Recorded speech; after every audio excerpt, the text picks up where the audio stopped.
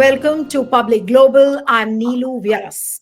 United States has named India along with China a state actor in enabling direct and indirect supply of precursor chemicals for illicit fentanyl drug production by criminal organizations. The use of fentanyl, among other synthetic opioids, is the most lethal drug which is trafficked in the United States and has claimed the lives of more than 52,000 Americans and in 12 months, ending in October 2024, according to the annual threat assessment of the US intelligence community, which a report which was released recently this week. Now, what has the report said? These groups are often enabled both directly and indirectly by state actors such as China and India. Now, I'm underlining this bit because they've named China and India together as sources of precursors and equipment for drug traffickers. And the report was published by the Office of Tulsi Gabbard, who is the US Director of National Intelligence. Now, what the report says that China remains a primary source country for illicit fentanyl precursor chemicals and pill pressing equipment, and notably followed by India. And notably, this is the first time that US has placed India on the same level as China in connection with the supply of precursor chemicals used by drug cartels to manufacture opioids like fentanyl.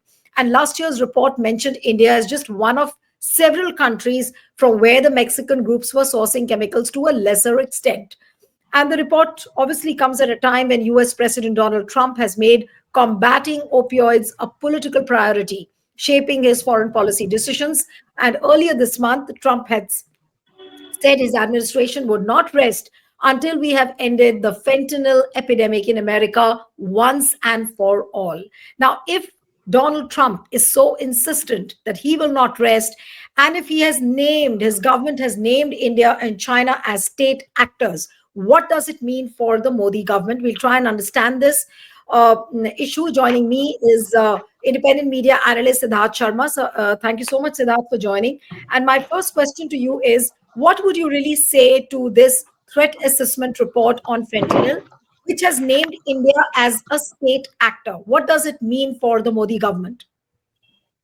Well, it looks like it's an ignominy we could have done without, because there are so many charges flying around in the international circuit. But a drug charge, we know in USA or even people, everyone knows that drug charges, drug cartels, these are things that nations like Colombia, Mexico, they have a bad name about it. Getting India in that ignominious group is a very sad day. It's a very sad commentary. Now, essentially, it seems like playing with pythons has its own perils. Seems India's Pradhanji has put on a python called Trump administration around its neck. Now, when and how this python is going to suffocate is up to the python. It's the python's choice now when it is going to suffocate. Now, what is this fentanyl? This fentanyl is essentially a narcotic. It's a composition just like paracetamol. When we have a fever, we take some tablet called Dolo 250 or Dolo 500, but under that the composition reads as paracetamol. Now, fentanyl is also this kind of a composition in many drugs. It is highly narcotic. It is very addictive and especially very fatal. As you rightly said, nearly 50,000 USA citizens have died in the last 1 year alone due to fentanyl overdose. Now, fentanyl is procured from a raw material. So fentanyl can be produced using two ways. One is opium cultivation. Opium can be a raw material for that, or it can be synthetic also. Now, surprisingly, as far as opium is concerned, India has doubled the area of opium cultivation from 30,000 acres to 60,000 acres in the last 10 years.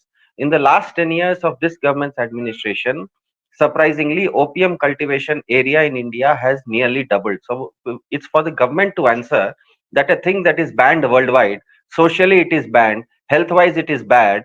How come that cultivation is increasing in India? The second is the synthetic part that in fentanyl there is a synthetic component also. Now we also know that in 2018 in Indore, 10 kg of fentanyl was seized by the government. In 2018 itself in Mumbai, 100 kgs of fentanyl was seized. Now in 2025, US Customs caught a shipment from India of fentanyl and they have already indicted a pharmaceutical company called Vasudha Pharma in a New York court.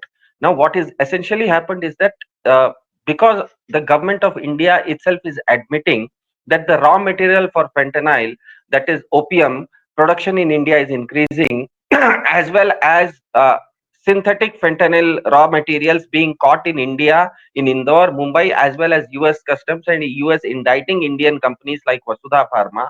It seems that US has uh, a decent amount of proof here, not just charges. Charges are something that keep flying around, but when the US is indicting a Indian company in a US court under US judiciary, that means that they have a dossier, they have proof, they have a complete picture of how this entire fentanyl is getting produced, partly in India, also China and other places, because we know there is something called as a golden triangle, that is South Asia, Afghanistan, India, Sri Lanka, Burma, China, the South Asian part, where the US Justice Department says that this is the golden triangle from where most of the narcotics get produced. Now they come to US shores, they also go to Mexican shores, they might go to Colombian shores, they get processed and they get sold in the US.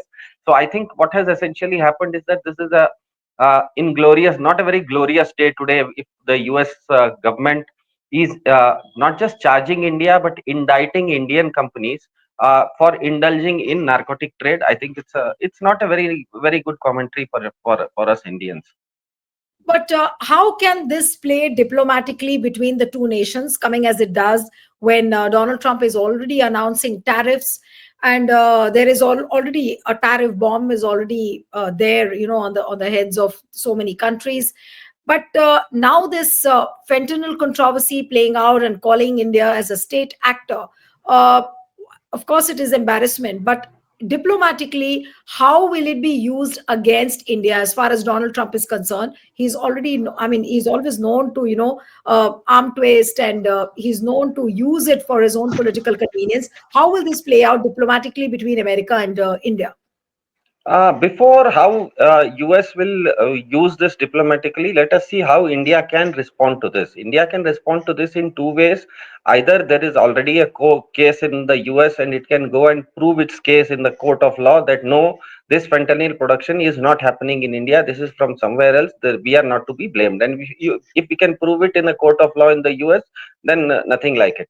Other thing is that diplomatically, just like USA seems to be arm twisting us and charging us of these kind of not so nice acts of drug peddling, India should also go for a tit for tat and start sanctioning US entities. There are so many US entities in India. There are big companies, US companies, for example, Pepsi, Coca-Cola. These companies are functioning in India. These are basically US companies. If US can sanction India, why isn't India sanctioning the US? There are so many things that India can sanction on the US. So these are the two ways that India can handle it. But from the US perspective that you asked, I think US, as I said in the earlier my opening statement, playing with pythons has its own perils. When you say Abki Bar Trump Sarkar, the new Trump administration, that has become a python around India's neck right now. India has put that python in its neck voluntarily. Now it is going to constrict you on in multiple ways. In multiple ways, it is going to constrict you on tariffs. It is going to constrict you on certain issues. Yesterday itself, in the United States, I believe, has come up with some kind of indictment of an Indian agency, India's top premier sleuth agency, the RAW, Research and Analysis Wing. One of the departments, U.S. Department of Justice, I believe, has also recommended sanctions against India's entity called RAW. So US has right now become like, python would be a wrong word. It's like an octopus with 8 arms. It has surrounded the India's present administration, the BJP government, in multiple ways. One is the tariffs. The second is this drug thing. The third is that raw thing.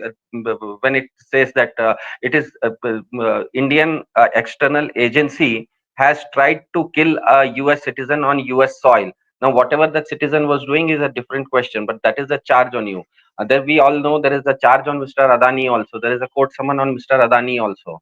So in multiple ways, I think US is constricting India's present government. Now, how it will use it, whether to constrict, there are two ways that diplomatically it will plays out. It can keep on constricting India on these issues and keep on constricting to whatever level it wants. Otherwise, it can also say that I can constrict you in these ways. Otherwise, this is a leverage that I have, and you will have to give me certain margins or certain leverages on in other places, just like maybe tariffs. If the indications are right, what we have been seeing past 1 and a half months is that when the Indian Prime Minister visited the White House and they came up with a joint statement, surprisingly, the Indian Prime Minister also agreed to import duck meat from United States, as well as what do you say, cattle fodder. So I don't understand that if India and America are going to have a business, why can't we have a business in missiles? Why can't we have SpaceX technology flying not just from Cape Canaveral but from Sriharikota also?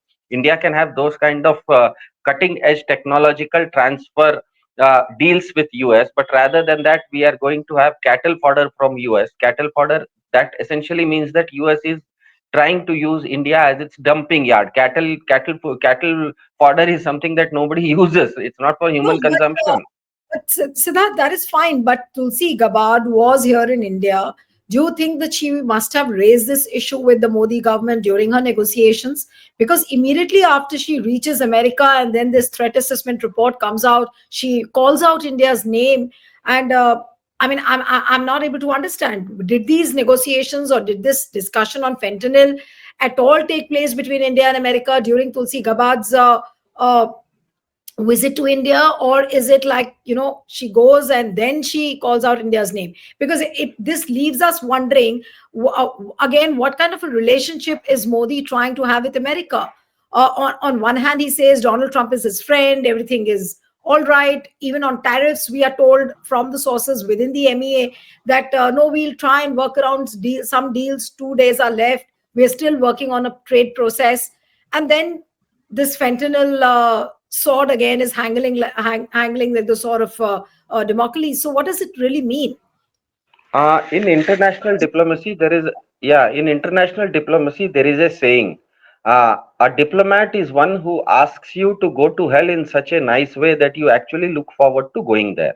Hmm. So, basically, we will have to understand that Tulsi Gabbard had come to India. Her name might have carried her maiden name might have carried an Indian connotation like Tulsi, but that does not mean that she had come here to receive Sangam water in a Kalash from you. That was not her purpose.